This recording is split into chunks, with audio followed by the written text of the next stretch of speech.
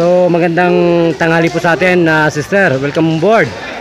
Dito po sa ating Kandungan Bayan Sagip Kapwa. Magandang tanghali po muli. Magandang tanghali. So nasana po yung paglalakad po ninyo kanina papunta dito para po kayong tinatadyakan ng kabayo ang inyong dibdib. So nasana po yon? Ayos na po. Na-i-massage na po siya. Lagyan ng yung ipatakan yung ilong ko. Saka yung Ipakita po yung pinapatak sa ilong. Baka hindi po sila makaintindi. At nagpapakamatay kahit kapitan, patay sa atake sa puso. Mga hunghang po yun sa Diyos. Pag namatay ka sa sakit, wala kang Panginoon. Dahil kung may Panginoon ka, dapat inaalagaan ka ng Diyos mo. Tama ho ba? siyempre po, ang Diyos naman talaga.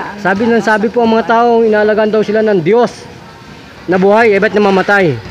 Siyempre po, ang bawat tao ay may kanyang-kanyang panahon para mamatay po. Ngayon po, alam po na ninyo yung touch ni Jesus Christ. Palagay po ninyo yung panahon na yun darating. Yung po ang magnanakaw na sinasabi niya.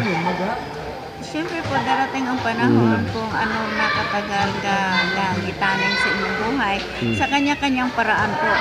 So dapat po pala tayo ay maging si Jesus Christ. Tagasunod tayo no? Mananampalataya po tayo at kayo na po yung saviors. Kasi po yung nawawala Ang saviors po ngayon na makikita natin, mga preacher na mga bunganga, ngawa na ngawa, sila naman ang namamatay.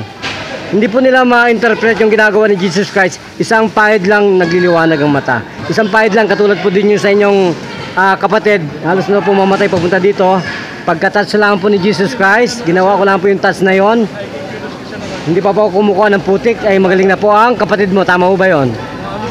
So, yun po ang nasa taas nagpapagaling. Yun po ang nawala Kailangan po nasa puso yung pag-preaching. Talaga po, lagi nyo lang nasa puso at isip ang ating Panginoon. Dapat po pati walang bayad yung paglilingkod sa bayan. Wala naman din po Pag po kayo pumunta sa mga doktor sa kanyang klinika, may bayad po yun. Huwag kayong pupunta doon na walang pera. Siyempre po, hindi kaya na-delete yung pagpaano ko sa asawa Today ko. Hindi po, yung sa asawa ko talagang pre-employment medical. Delete po. Walang pera. Naghanap ako ng panahon kay magtatlong linggo. Ganun po ang lipunang ito ng ating pong ekonomiya. Lahat po may bayad. Wala na po nagsisilbi sa bayan. Dapat po provided lahat yan sana ng ating gobyerno, private, libre lahat ang mga mahirap. Okay lang po yung mayaman, may pera yun. Tayo po mahirap, yun po ang problema. Siguro sa kadami ng mahirap din po, nahirapan siguro ang gobyernong mag-supply anak. Dapat po lahat tayo maglingkod sa bayan para po wala namang mahirap. Sana po.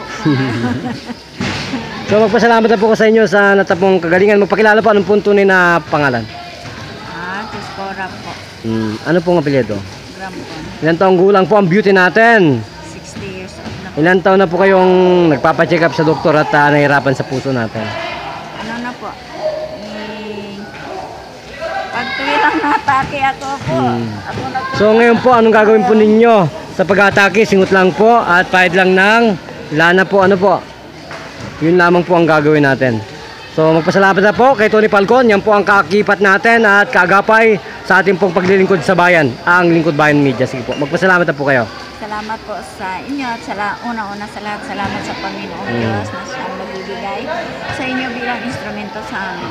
Maraming salamat. So saviors na po kayo ngayon. Alam na po ninyo yung touch ng pagiging Diyos Guangduin. Yun po yun. Wala na po mamamatay sa atake sa puso. So wala na po ba kayong dadagdag? Wala na. Ito pa rin, sige po, marami po salamat. Ito pa rin po ang isang naglilingkod bayan at nagpapatrol muli sa ating lahat. Naglilingkod bayan para sa ating lahat. Asawa niya yung kanina asawa niya. So sister, gano'n mo nakita yung mga pusong hindi makahinga? Gano'n po katotoo yan? Ay, talagang totoo yun dahil kanina lang di ba? Napagbado doon sa inilot mong hindi makahinga, di ba? Ang dami pong namamatay ng mga ugag. Kasi po, dasal na dasal, hindi naman sila pinapakinggan ng Diyos dito sa silong ng langit. Kasi mahina ang paniniwala. Yun po yun Saka po malakihin. Nag-aaral daw sila ng 10 years. Patay din naman sila sa atake sa puso. Diabetes, patay din sila. Ang Diyos lang nakakatawa. So magpakilala po muli si Sir na po tunay pangalan natin. Ako? Si Kunching Lim. Lim, nakakaloka yan, Lim na yan. Idol ko yan.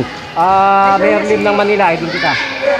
Naglilingkod tayo po muli at nagpapaalam, Brother Juno Gaire. Ay, doon Thank you na so po much, sila. Bye-bye.